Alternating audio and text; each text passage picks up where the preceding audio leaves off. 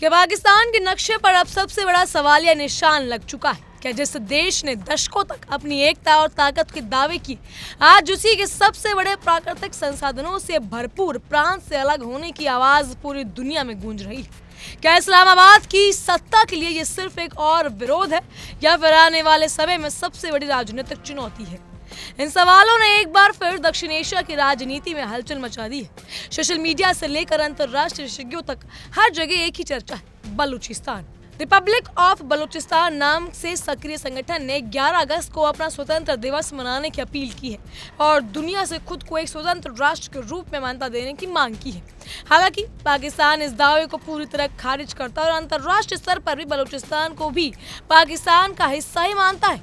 लेकिन इतना जरूर है कि इस दावे ने पाकिस्तान की आंतरिक चुनौतियों और बलूचिस्तान के लंबे समय से चले आ रहे विवाद को फिर से वैश्विक सुर्खियों में ला दिया है। आज हम इस वीडियो में जानेंगे कि आखिर 11 अगस्त का इतिहास क्या है, ये दावा क्यों किया जा रहा है, कथित अंतरिम संविधान में क्या बातें की गई है, पाकिस्तान का आधिकारिक पक्ष क्या है और क्या वास्तव में ये घटनाक्रम दक्षिण एशिया की राजनीति का नया मोड़ साबित हो सकता है। अगर आपको लगता है कि पाकिस्तान की सबसे बड़ी समस्या सिर्फ महंगाई, आर्थिक संकट या राजनीतिक अस्थिरता है, तो शायद अब तस्वीर उससे कहीं बड़ी होती दिखाई दे रही है। पिछले कुछ समय से पाकिस्तान के सबसे बड़े प्रांत बलूचिस्तान को लेकर फिर से बहस तेज हो गई। रिपब्लिक ऑफ बलूचिस्तान नाम से सक्रिय एक संगठन ने 11 अगस्त को बलूचिस्तान का स्वतंत्रता दिवस मनाने की अपील की है और दुनिया के देशों में उसे एक स्वतंत्र राष्ट्र के रूप में मान्यता देने की मांग की है। इस घोषणा ने सोशल मीडिया, राजनीतिक गलियारों और अंतर्राष्ट्रीय विशेषज्ञों के बीच नई चर्चा शुरू कर दी है। हालांकि ये स्पष्ट करना जरूरी है कि पाकिस्तान इस दावे को पूरी तरह खारिज करता है और संयुक्त राष्ट्र सहित दुनिया का एक अधिकांश हिस्सा अभी भी बलूचिस्तान को पाकिस्तान का ही हिस्सा मानता है। इसके बावजूद ये घटनाक्रम पाकिस्तान की आंतरिक चुनौतियों पर एक के बाद एक वैश्विक ध्यान खींच रहा है और सवाल खड़े कर रहा है। बलूचिस्तान सिर्फ पाकिस्तान का एक सामान्य प्रांत नहीं है, ये क्षेत्र भौगोलिक दृष्टि से सबसे बड़ा, प्राकृतिक संसाधनों से समृद्ध और सामरिक रूप से बेहद महत्वपूर्ण माना जाता है। गैस, तांबा, सोना और कई अन्य खनिजों के विशाल भंडार होने के कारण इसे पाकिस्तान की अर्थव्यवस्था के लिए महत्वपूर्ण क्षेत्र माना जाता है।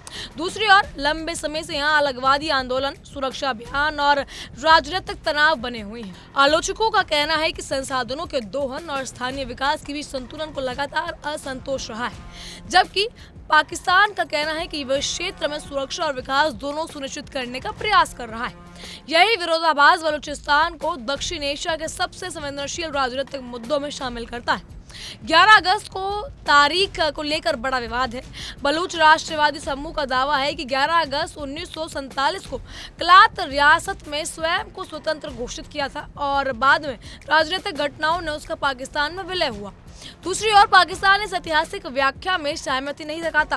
वो बलूचिस्तान को अपने संघ का वैध हिस्सा मानता है। यही वजह है कि 11 अगस्त आज भी केवल एक तारीख नहीं बल्कि इतिहास, राजनीति और पहचान से जुड़ा विवादित प्रतीक बन चुका है।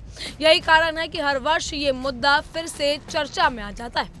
हाल ही के दिनों में रिपब्लिक ऑफ बलूचिस्तान से जुड़े नेताओं ने दुनिया भर में रहने वाले बलूच समुदाय से 11 अगस्त को झंडा फहराने और कार्यक्रम आयोजित करने की अपील की है। साथ ही उन्होंने अंतर्राष्ट्रीय समुदाय से राजनीति और कूटनीतिक समर्थन की मांग भी दोहराई। हालांकि अब तक ये किसी भी प्रमुख देश या संयुक्त राष्ट्र ने बलूचिस्तान को स्वतंत्र देश या स्वतंत्र राष्ट्र के रूप में मान्यता नहीं दी है।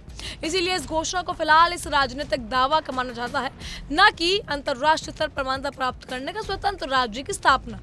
अब इस पूरे विवाद में एक और विषय चर्चा का केंद्र बना हुआ है, एक कथित अंतरिम संविधान। संगठन का दावा है कि उसमें लोकतांत्रिक, धर्मनिरपेक्ष और समान अधिकारों पर आधारित संविधान का प्रारूप जारी किया गया, जिसे कई भाषाओं में उपलब्ध कराया जा रहा है। समर्थकों का कहना है कि यह भविष्य में राजनीतिक ढांचे की रूपरेखा है, जबकि आलोचक इसे केवल एक राजनीतिक दस्तावेज मानते हैं, क्योंकि इसे किसी मान्यता प्रांत संप्रभु राज्य द्वारा लागू नहीं किया गया।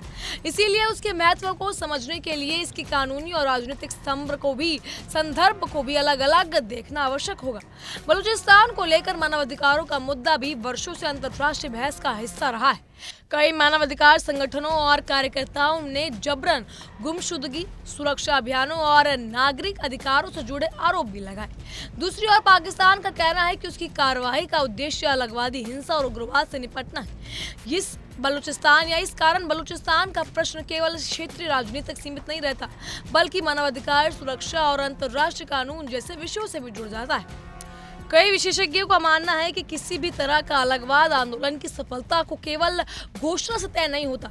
इसके लिए व्यापक जन समर्थन, प्रभावी प्रशासनिक नियंत्रण, अंतर्राष्ट्रीय मान्यता और स्थायी राजनीतिक संरचना जैसे कई महत्वपूर्ण तत्व आवश्यक होते हैं। इसीलिए वर्तमान स्थिति को देखते हुए ये कहना उचित नहीं होगा कि बलूचिस्तान एक स्वतंत्र देश बन चुका है, लेकिन इतना अवश्य कहा जा सकता है कि यह मुद्दा पाकिस्तान की आंतरिक राजनीति और उसकी संघीय व्यवस्था पर भी गंभीर प्रश्न खड़े करता है। दक्षिण एशिया की भू राजनीति में बलूचिस्तान का महत्व केवल पाकिस्तान तक सीमित नहीं है। इसकी भौगोलिक स्थिति, समुद्री पहुंच और प्राकृतिक संसाधनों इसे क्षेत्रीय रणनीति का अहम हिस्सा बनाते हैं। यही कारण है कि इस क्षेत्र में जुड़ी घटनाओं पर दुनिया के कई देश और अंतर्राष्ट्रीय विशेषज्ञ लगातार नजर रखते हैं। यदि भविष्य में यहाँ की राजनीति या राजनीतिक स्थिति में कोई बड़ा बदलाव आता है, तो उसका प्रभाव क्षेत्रीय कूटनीतिक और आर्थिक परियोजना पर भी पड़ सकता है। वर्तमान समय में सबसे महत्वपूर्ण तथ्य है कि बलूचिस्तान को अंतर्राष्ट्रीय स्तर पर किसी भी या अभी भी पाकिस्तान का हिस्सा माना जाता है।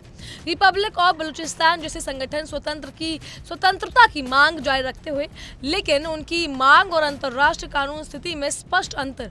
यही अंतर अक्सर सोशल मीडिया पर फैलने वाली सनसनीखेज खबरों और वास्तविक स्थिति में के बीच भ्रम पैदा करता है।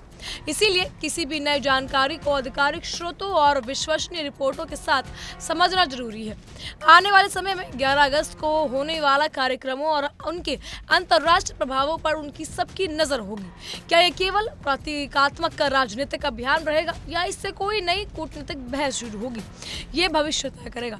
फिलहाल इतना निश्चित है कि पाकिस्तान और बलूचिस्तान का ये जो लड़ाई है वो अब अपने चरम पर पहुंच चुकी है। बलूचिस्तान का मुद्दा पाकिस्तान के सामने मजबूत या मौजूद सबसे जटिल राजनीतिक प्रश्नों में से एक बना हुआ है। इसके समाधान का रास्ता केवल दावों का या नारों से नहीं होगा, बल्कि राजनीतिक संवाद, स्थिरता, कानून और अंतर्राष्ट्रीय प्रक्रिया से होकर गुजरता है। यही वजह है कि भविष्य या फिर ये विषय आज भी दुनिया की नजरों में बना हुआ है और आगे भी चर्चा का केंद्र बना रहने की संभावना है। क्योंकि सवाल सिर्फ इतना नहीं है कि संगठन ने स्वतंत्रता का दावा दिया है। असली सवाल ये है कि आखिर दशकों बाद भी बलूचिस्तान का मुद्दा बार बार अंतर्राष्ट्रीय चर्चा में क्यों लौट आता है। कई राजनीतिक विशेषज्ञों का मानना है कि जब किसी क्षेत्र में लंबे समय तक असंतोष, सुरक्षा अभियान, राजनीतिक मतभेद और विकास को लेकर विवाद बने रहते हैं, तो अलगवादी आवाजों को आज भी जगह मिलती है। पाकिस्तान की सरकार का कहना है कि यह कानून व्यवस्था बनाए रखने और विकास परियोजनाओं को आगे बढ़ाने का काम कर रही है, जबकि आलोचकों का कहते हैं कि राजनीतिक समाधान के बिना केवल सुरक्षा उपाय प्राप्त नहीं होंगे। यही टकराव इस मुद्दे को लेकर जीवित रखे हुए है। बलूचिस्तान की चर्चा होते ही एक नाम और सामने आता है, ग्वादर बंदरगाह। इसे पाकिस्तान की सबसे महत्वपूर्ण रणनीतिक परियोजनाओं में गिना जाता है। समर्थकों का दावा है कि इस क्षेत्र में निवेश और व्यापार बढ़ सकता है, जबकि कुछ स्थानीय समूह का कहना है कि विकास का लाभ समान रूप से नहीं पहुंचा। यही कारण है कि ग्वादर केवल एक बंदरगाह नहीं, बल्कि पाकिस्तान की आर्थिक और रणनीतिक योजनाओं का प्रतीक भी बन गया।